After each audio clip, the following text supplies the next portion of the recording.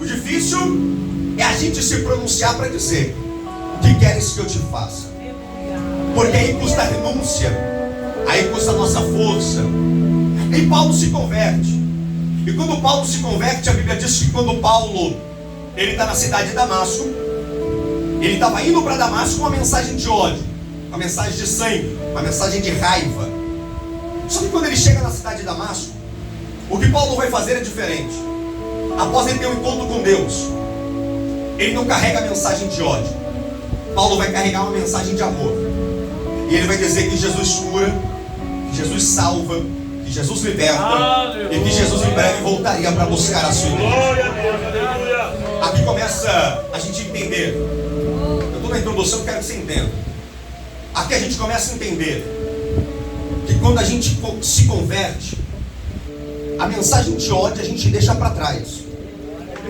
Aleluia. E dali em diante a gente carrega uma mensagem de esperança. Meu Deus. Aleluia. Eu não sei aqui, irmão, mas no estado de São Paulo tem uma guerra em cima de altar. Meu Deus. Eu acredito que aqui pro lado de cá não tem isso não, né? Vou ficar de cara feia. Vou ver até onde fulano vai. Meu Deus! Vou tirar a paz do Senhor. As guerras. Discurso de ódio. Pega microfone para atacar. Aleluia. Microfone na mão de gente que é despreparada é uma arma para matar crente. Quem é menino age como menino, mas quem é homem entende qual é o propósito de Deus. É por isso que altar para menina é problema. Por isso que ceder altar para quem é menina é problema.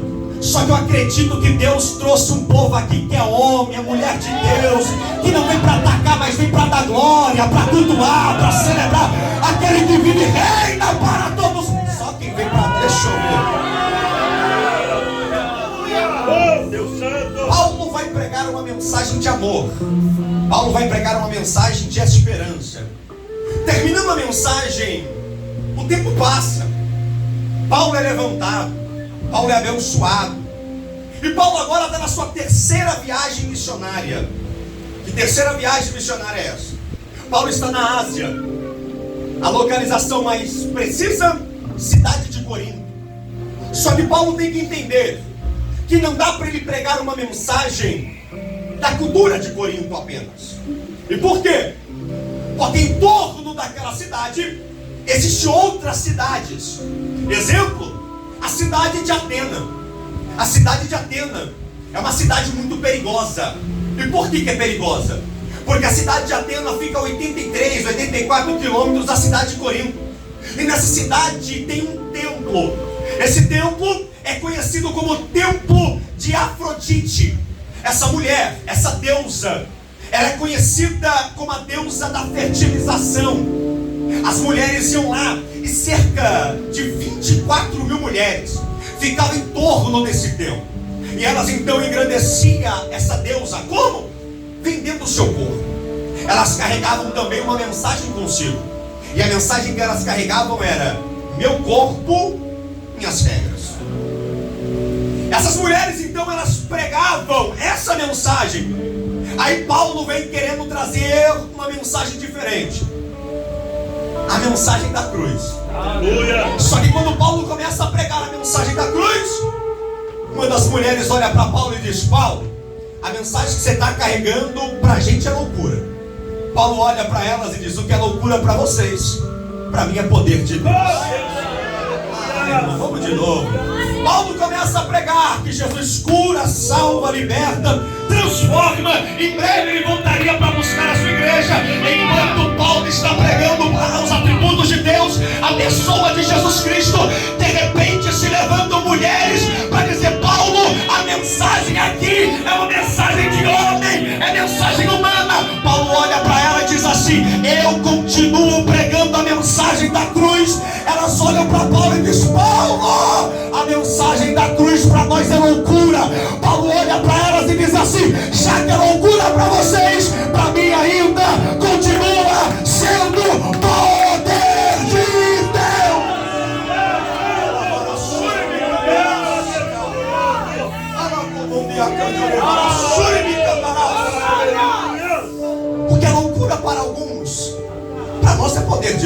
Deus santo.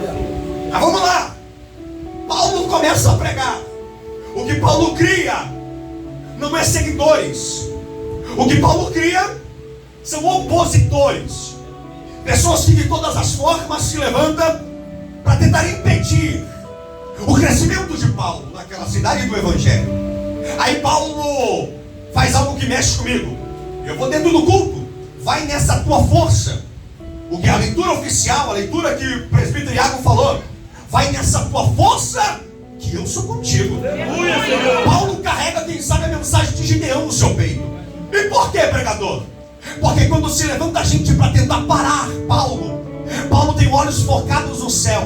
E Paulo não para por conta de paz, de falta de paz do Senhor, por conta de gente que não vai com a cara dele, que faz cara feia, faz biquinho. Paulo entende: quem me chamou foi quem quer reclamar, reclama com ele, quer murmurar, murmura com ele. Tem gente que não vamos lá. Daqui a pouco a gente aplica, mas vamos lá. Olha isso aqui. Porque Paulo não para por conta de opositores. Paulo continua por conta de um Deus que chamou ele desde as trevas para a sua maravilhosa luz. Aí olha o que Paulo vai fazer. Paulo diz: já que não dá, tá tendo opositores, tá mandando eu parar, vai criar ódio, vão querer me matar, tem problema, eu continuo pregando. Eu me lembro de um homem por nome Josafá. Josafá está em guerra, ou melhor, Josafá estava em paz, quando de repente a trombeta de guerra é tocada na cidade. Josafá olha e pergunta: por que a trombeta de guerra foi tocada?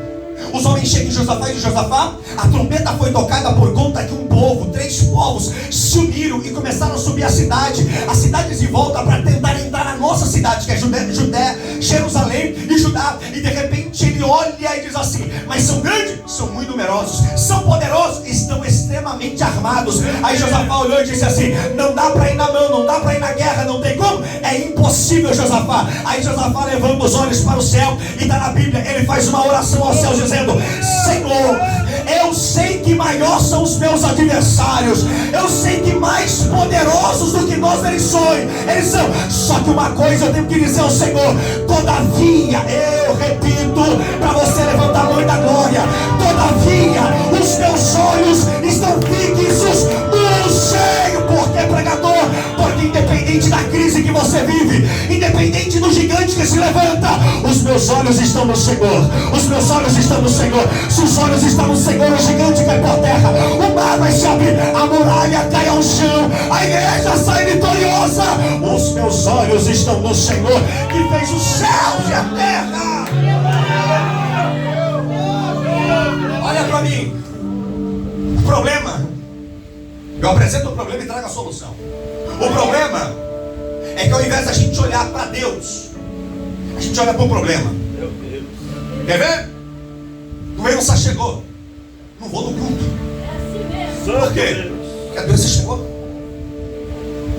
Filho foi para as drogas, decepção, vou ficar em casa. E o pior, a gente pega tudo isso e joga nos pés do Senhor e diz assim, nem nos pés, né? Na cara, no rosto. E se pega e fala assim: tudo isso é culpa? Sendo que na verdade nada é culpa de Deus, é tudo permissão ou vontade dele. Se ele permitiu, tá ok. Agora se foi vontade, segura um pouquinho, porque o mesmo Deus que permitiu ir é o mesmo Deus que vai fazer voltar.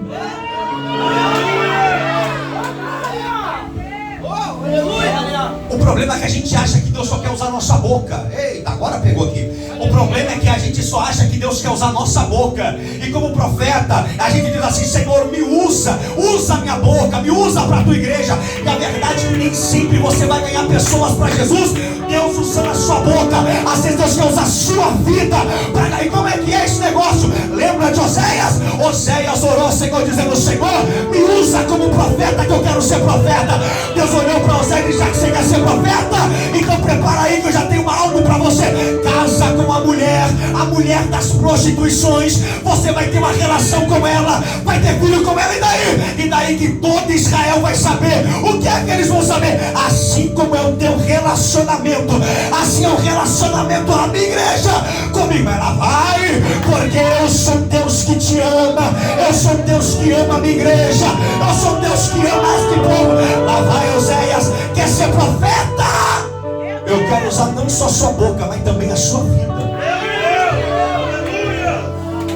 Aí que gera o problema, pastor Isabel, porque a gente não casa para ser infeliz, a gente casa para ser feliz e fazer o outro feliz. Oséias só sofreu, mas mostrou para Israel que quem sofre não é a igreja, quem sofre é o Deus da igreja. Porque todo dia ele está com a mão estendida. A gente segura quando a gente quer, mas recebeu, a gente vai embora e deixa a mão dele estendida de novo para a gente. Irmão, Deus tem endereço. Talvez não é para você, mas para o irmão do lado é. Eu sei que Deus tem endereço. Deus te chamou como profeta? Segura, agarra aí, vai fundo, porque o que é Deus está prometido, ninguém pode. Posso ouvir um glória a Deus? Paulo então não para por conta da acusação, não para por conta da aflição. O que é que Paulo vai fazer? Paulo, a Bíblia diz que agora Paulo, ele se levanta e continua pregando. O tempo passa, e Paulo, em uma das suas mensagens, vai alcançar o coração de uma mulher por nome Chloe. E repito, o nome dessa mulher é Chloe, está na Bíblia. Paulo alcança o coração dela com uma das mensagens, seja ela que Jesus cura, salva ou liberta, ou em breve voltará. Só sei que essa mensagem alcançou o coração dessa mulher. Quando essa mulher é alcançada, missionária Ângela, a Bíblia diz que Deus, ela é tocada no coração dela, e ela olha para Paulo e diz: Paulo, eu não quero só aceitar o Senhor, eu preciso de algo a mais. Eu senti no coração de te abençoar, Paulo. Paulo olha para ela e diz assim: como assim? Ela diz assim: Paulo, eu vou te abençoar financeiramente. O que você precisar, eu vou te honrar. O que você precisar, eu vou te abençoar. Paulo olhou e disse: e o que é que você quer em troca? Ela: em troca, eu só quero que você continue pregando todos os dias que Jesus cura, salva, liberta, transforma. Em breve ele vai voltar para buscar a sua igreja. Eu só quero que você continue pregando. E Paulo entende aquilo e continua pregando. Sabe qual é o negócio que eu preciso liberar isso aqui, irmão? E é de verdade, está ardendo no meu coração. A gente precisa entender que crise e prova a gente vai passar tanto dentro quanto fora da igreja. Não é à toa que lá fora você passava por um problema difícil, e aí a gente vem para a igreja com a mensagem na cabeça: eu vou entrar lá na igreja e não vou ter mais problema. Aí você pisa o pé aqui dentro e você é iludido. Por quê? Porque na igreja você tem problema e não vai acabar os problemas. E qual é a satisfação de servir então a Jesus? A satisfação é que lá fora eu não tinha cuidado de Deus, mas aqui dentro, todos os dias eu tenho cuidado de Deus. Prova na Bíblia, Moisés, eu vou provar. Lembra de Elias? Eu uso 2 vezes Elias, a gente continua a mensagem. Elias está lá, ele começa a profetizar e ele me diz assim: olha, Acabe não vai chover, não vai cair nem orvalho, nem uma gota d'água. Deus olhou e disse: não tinha dito, mas vou assinar embaixo. O tempo passa, querido, não cai chuva, não cai orvalho, nem gota d'água. E aí que agora os gados começam a morrer, a terra começa a ficar seca, as plantações não sobrevivem. Aí Deus olha para ele e diz assim: Elias, eu tenho cuidado com você. Está na crise, está na prova, está no dia difícil? Então fica tranquilo, vai para o ribeiro de Querite, que eu já vou te abençoar. De manhã tem carne, à tarde tem carne, tem pão para você comer. Eu tenho cuidado com você, Elias. Não importa a prova que você está passando, eu escuto a voz de Deus para alguém aqui nesta noite. A crise não vai te matar, a prova que está passando não te mata. Tem cuidado de Deus chegando para você, tem cuidado de Deus chegando para você. Se você acredita nisso, levanta as suas mãos, porque tem cuidado de Deus chegando sobre a sua vida. E lá vai Paulo. O cuidado de Deus, o cuidado de Deus alcança Paulo. Essa mulher cuida de Paulo. E olha que interessante, porque o tempo passa, Paulo edifica a igreja, e Paulo com a igreja montada, tudo lindo, tudo perfeito. De repente Paulo olha para os irmãos da igreja e diz: queridos, eu preciso ir embora. Eu vou para a cidade de Éfeso pregar a mesma mensagem. O que peço a vocês é que vocês continuem da mesma forma, pregando a mesma mensagem. E eles perguntam para Paulo: que mensagem, Paulo? E Paulo responde: a mensagem da cruz. Porque através da mensagem da cruz a gente tem alcançado vidas. Através da mensagem da cruz tem gerado esperança. Através da mensagem da cruz tem curado pessoas. Através da mensagem da cruz tem trazido um grande povo para esse ambiente. Aleluia, Deus. E aí Paulo, terminando de falar, quem sabe Paulo ouve a seguinte pergunta: como é que nós vamos encaixar Cristo no cego Bartimeu? Tem como? Tem como. Cego Bartimeu só foi curado por causa de Cristo. E se eu falar dos leprosos, coloque Cristo como centro dos leprosos. Se eu pregar sobre Gênesis capítulo 1, tem como encaixar Deus, o próprio Senhor Jesus, em Gênesis capítulo 1. Ele é a luz. E se eu quiser pregar Apocalipse, dá para pregar Apocalipse. Ele é aquele que está vindo logo, ele é o Rei dos Reis, Senhor do Senhor. Tem como a gente pregar o Alfa, o Ômega, o princípio e o fim. Ele é aquele que merece ser glorificado. E Paulo pede a eles: não tire a mensagem da cruz, persista na mensagem da cruz. E aí eles pregam, e eles dizem: ok, Paulo, não vamos tirar a mensagem da cruz da igreja. Só que Paulo vai para a cidade de Éfeso. Paulo está distante, Paulo não está acompanhando de perto. E o tempo passa. De repente uma carta vem para Paulo. E a carta que vem para Paulo é a seguinte: Paulo, corre para Corinto. E Paulo lembra: corre para Corinto, Paulo, porque assim, a igreja que você tanto cuidou, que você tanto zelou, que você tanto se dedicou, está indo por água abaixo. E Paulo, olhando, disse assim: como assim? Se eu pedir para eles não tirarem a mensagem da cruz. Pois é, a igreja de Corinto é uma igreja cheia de dons. E a Bíblia diz que ela tinha todos. Profecia, a igreja de Corinto tem. Revelação, a igreja de Corinto tem. Dom de interpretação, a igreja de Corinto tem. Só que uma igreja não vive só de dons, ela vive de palavra. É porque eu não sou nada contra quem entrega a revelação, quem entrega a profecia. Eu gosto, sou do mistério, também entrego. Só que o negócio é o seguinte: se tudo isso tiver na igreja e não tiver palavra, o povo vem, ouve e vai embora. Mas quando tem palavra, o povo fica de pé, persiste na guerra.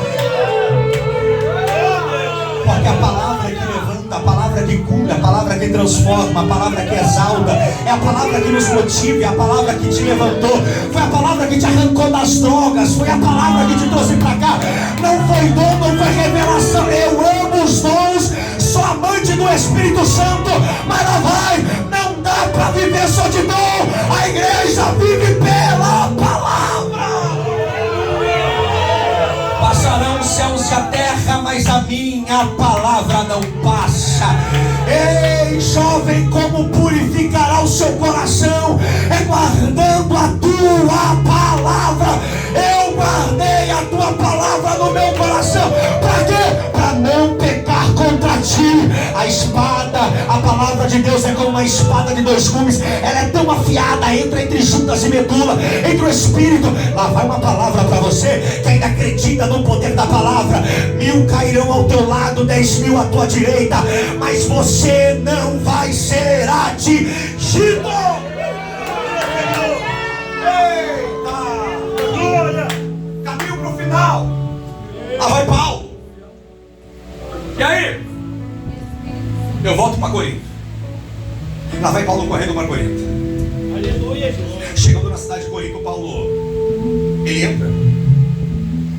Já digo aos irmãos que estão aí fora, nada contra vocês. Paulo, ele chega na porta da igreja e ele vê os irmãos, alguns irmãos para o lado de fora, e não por superlotação. Ele vê alguns irmãos para o lado de fora e ele pergunta: quem são vocês? Nós somos do grupo de Cristo. Paulo olhou: que bênção. Paulo entra para a igreja. Aí ele entra dentro da igreja e ele vê 3 grupos dentro da igreja: grupo de Apolo, grupo de Paulo e grupo de Cefas, em algumas traduções, que é Pedro. Quando ele olha para o grupo de Paulo, logo o seu, ele pergunta: quem são vocês? Eles dizem: eu sou do grupo de Paulo. O seu grupo, Paulo? Mas quando que eu morri na cruz por vocês? Curto e grosso. Ele diz: não, Paulo, nós defendemos o senhor aqui dentro. Que? Nós defendemos. E por que defende? Por causa daqueles 2 grupos. Então vamos lá nos 2 grupos. Quem são vocês? Eu sou Pedro. Ou melhor, eu sou do grupo de Pedro, de Cefas. Logo vai passar uma história na mente de Paulo. Uma certa vez Paulo vai ter uma briga, uma discussão com Pedro. Porque Pedro, na frente de Tiago, ele era um ótimo cristão, um exemplo. Só que quando Tiago ia embora, Pedro mudava a sua cabeça. E por que, Moisés? Porque Pedro, ele tinha feito a circuncisão, o Brit Milar, Brit, aliança milar plena. E quem tinha feito a circuncisão, ele não poderia andar com os não circuncidados. Era cultura. E cultura tem que ser respeitada. É cultura deles. Aí Paulo vai chegar em Pedro e vai dizer: Pedro, por que você está andando com os não circuncidados? Mas na frente de Tiago você anda só com os circuncidados. É porque gaguejou? Então seja quem você é.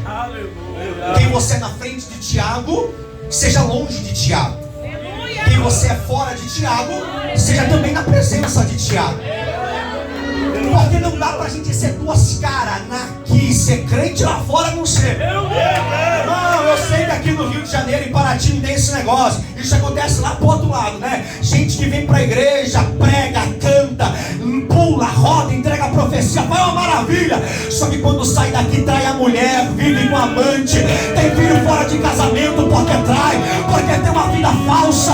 Aqui não tem que ter isso. Ou eu sou aquilo que eu sou aqui, ou eu sou aquilo que eu sou do lado de fora. A máscara cai, o evangelho permanece. Deus vai fazer a divisão hoje de quem é e de quem não é. Só levanta a mão quem é. Escuta isso aqui. Uma vez eu pregando como um pecado, Deus revelou em cima do altar. Eu pregando, aí Deus me fez olhar para uns caras feios. E não é por causa de formosura não, irmão. Cruzou a perninha, olhou e ficou de cara feia. Aí Deus disse assim para mim: Moisés, fala o seguinte: só fica de cara feia quem está enrolado no pecado. Porque quem não está enrolado no pecado, ele não deve nada para ninguém. Não tem nada preso com ninguém. Quem tem vida no altar, ele prega aqui, prega lá, prega colar. Não tem diabo no inferno e nem gente na terra para poder acusar. Está em pecado. Deixa eu dizer uma coisa para você. Tem uns do grupo de Pedro e tem uns do grupo de Apolo. Os do grupo de Apolo é só o sangue de Jesus. Prega muito. Prega muito. Só que só quer ouvir a nata. Só os melhores. Só os mais bravos, como diz aí. Aí cruza a perna. Irmão, eu tenho um treco com esse negócio de cruzar a perna e olhar pra minha cara. Eu já tenho déficit de atenção, pastor. Então quando eu vejo um trem desse, eu falo: Jesus, deixa eu pregar com o olho fechado. Aí lá vai, cruza a perninha, a irmã está cantando, quero ver até que nota ela atinge. Vem para o culto como um fiscal de culto. Quero ver se vem de gravata, quero ver se vem de terno, quero ver se vem de sapato brilhante, quero ver se usa brinco, quero ver se tem cabelo longo. Eu quero ver isso aqui, quero ver aquilo lá. A gente não vem pra cá pra isso. É por isso que eu tenho uma raiva, e como diz um amigo meu lá da cidade madura, eu tenho raiva de um povo que vem pra como fiscal de culto, pra olhar cabelo, sapato, maquiagem. Eu não vim aqui senão pra adorar esse Deus que vive, pra adorar esse Deus que reina. Pode vir do jeito que você tá, é Deus que vai mudar se Ele quiser. Ah, irmão, chega, coisa chata. Aqui não tem isso, espera. Fiscal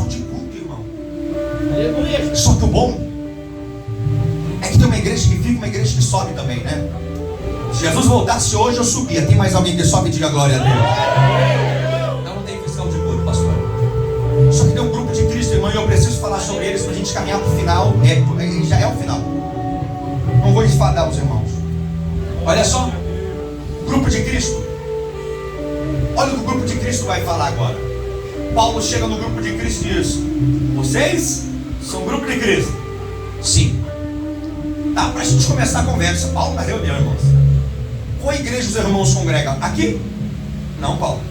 Tá, qual que é a igreja? Não, nós não congregamos. Aleluia! Meu Pai! Aleluia! É complicado, pastor. Pastor, estamos ouvindo aí, pastor, senão você não me chama mais. Brincadeira. Olha só. Paulo olha e diz assim: que igreja os irmãos congregam? Não, nós não congregamos. Tá. E por que eles são do grupo de Cristo? É porque Cristo mora, vamos lá, no meu?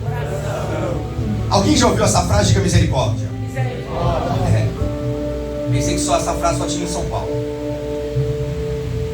A igreja de Cristo passou por alguns momentos difíceis, eu concordo, irmãos. Os irmãos que são mais velhos sabem que antigamente o poder de Deus era notório. Papai e mamãe diziam, era muito mais do que nós vivenciamos nos dias de hoje.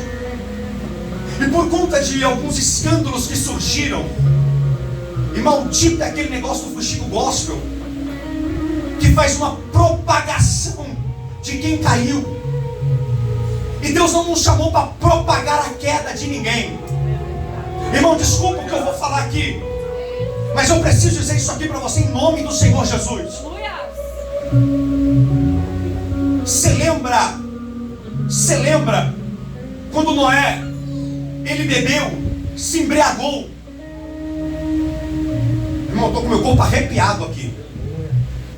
Eu desço a sepultura se eu estiver brincando com a palavra de Deus em cima deste altar. Noé, quando ele se embriaga, os filhos dele olham, um dos filhos vê ele nu. Ele chama os outros para olhar o pai nu. Deus orou e disse: por causa disso, hoje você morre. Aleluia, Jesus. Hoje. Caiu, pecou. Não estou dizendo para você viver escondendo o pecado de ninguém, não. Mas nós somos chamados para levantar quem caiu, jamais para terminar de matar quem está caído. O filho pega um pano e cobre o pai, vem de costa. Eu não quero nem ver o pecado, eu só quero cobrir papai. Porque a gente não foi chamado para apontar. Mas vamos lá. Aí eles olham para Paulo e dizem: Paulo, os de Cristo, a gente não está na igreja por causa de escândalos. Não. Surgiu uma galera aí de fora. Eita. Uma galera aí de fora surgiu. Chegou no pastor da igreja e disse que Paulo voltaria a ser quem ele era. E quem Paulo era? Perseguidor da igreja, assassino de cristão, destruidor de comunidades. Aí Paulo olhou e disse: mas peraí, filho, a mensagem da cruz me libertou. Eles olham para Paulo e dizem: Paulo, a gente não acredita que a mensagem da cruz te libertou. Para nós esse papo é loucura. Aí Paulo olha para eles e diz: então vocês não acreditam no poder de Deus? Eles olham para Paulo e dizem: Paulo, o que é poder de Deus? Eu imagino Paulo dizendo: poder de Deus é o que Moisés viveu. Aleluia, Jesus. Caminhando no meio de um deserto, apacentando ovelhas. Passando o deserto, ele vê uma sarça pegando fogo. E a voz do Senhor sai do meio da sarça para Moisés, dizendo: Moisés, Moisés, tira a sandália dos teus pés, porque a terra que você pisa é terra santa. Paulo olha para ele e pergunta: e se fosse eu contando para você que eu vi uma sarça pegando fogo? Eu iria dizer que é loucura. Pois é, para vocês é loucura, para mim é poder de Deus. Deixa eu ficar naquilo que é poder de Deus.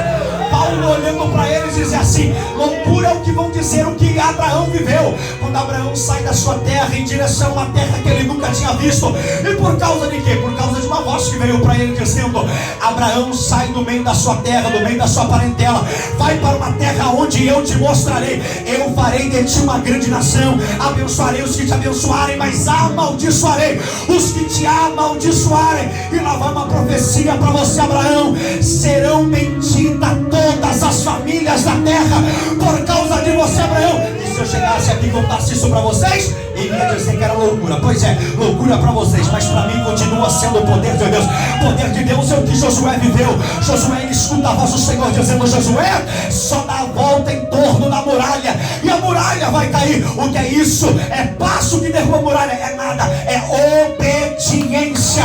A voz do Senhor traz poder de Deus para muita gente.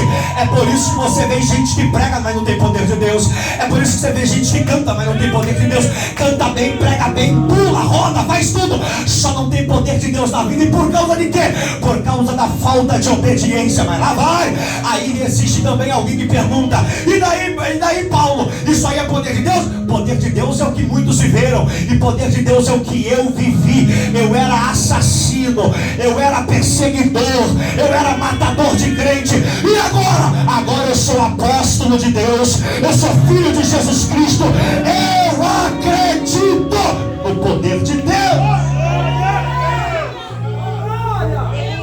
O poder de Deus é aquilo que nós vivenciamos. Eu vivo isso. Eu vivo. A igreja que nós congregamos tem gente que é curado. A igreja que nós congregamos tem gente que é abençoado.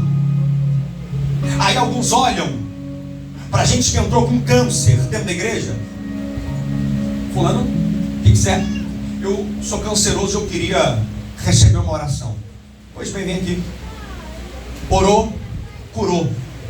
Laudo médico, está escrito o quê? Que a pessoa tem câncer. Ela diz: mas por causa da oração eu vou fazer novos exames. Chega lá no hospital, os novos exames estão lá. Pronto.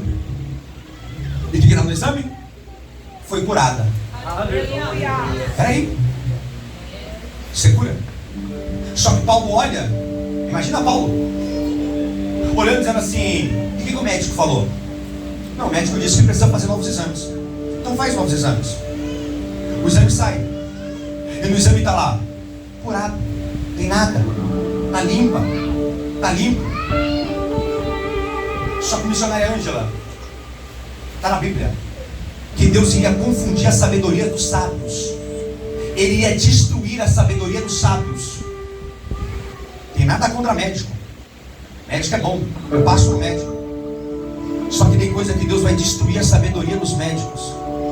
Porque o que é incurável para o homem ainda tem cura para Deus. Glória. O que Deus precisa é só de um laudo médico. Tá aí, tá ruim, não tem cura. Para quem? Para o homem. A ciência não te dá cura, a ciência não tem poder para te curar. Lá vai, Deus está usando essa doença para mostrar até para os médicos que aquilo que o homem da terra não pode fazer, Deus que mora nos céus tem poder para te curar.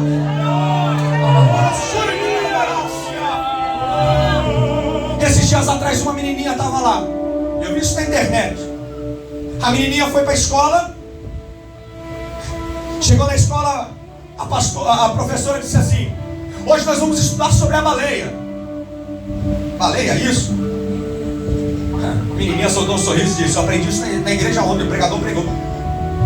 Jonas foi engolido pela baleia, aquele negócio na cabeça. A criança, o negócio na cabeça.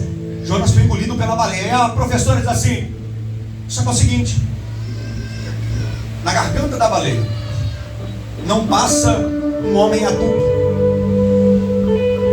A criança olhou e disse: professora, vai encher da assembleia, né, irmãos? Professora, eu aprendi que isso aí está errado. E por quê? Aonde você aprendeu? Eu aprendi na igreja. O pastor disse ontem que Jonas foi engolido pela baleia.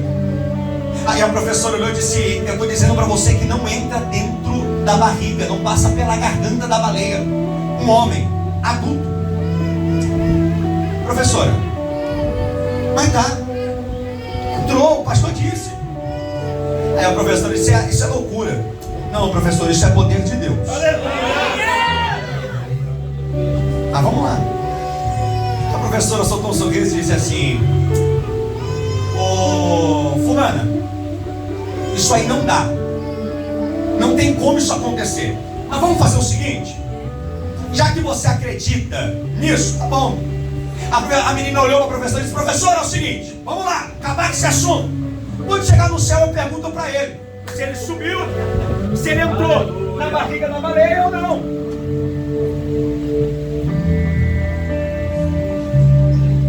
Se ele entrou na barriga da baleia ou não. Aí a professora olhou e disse: peguei. E se ele não foi para o céu, como é que você vai perguntar? Aí ela disse: então quando a senhora chegar no inferno, a senhora pergunta para ele, porque eu sei que eu e a minha casa serviremos ao Senhor. Tem um céu de glória preparado para quem acredita no poder de Deus. Eu acredito na nossa geração, queridos, ainda que muitos dizem não tem capacidade, o avivamento não vai acontecer. Eu acredito no último avivamento. Eu acredito na palavra do Senhor. Você pode ficar de pé comigo por gentileza? Espírito Santo.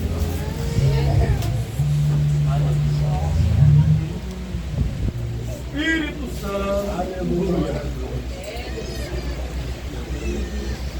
Aleluia. Queridos, a grande verdade é que nós somos a imagem e semelhança de Deus. Aleluia. Aleluia. O nosso Pai, que é Deus, Ele não tem essa divisão de placa de igreja. E que coisa linda é ver outros irmãos de outras igrejas reunidos.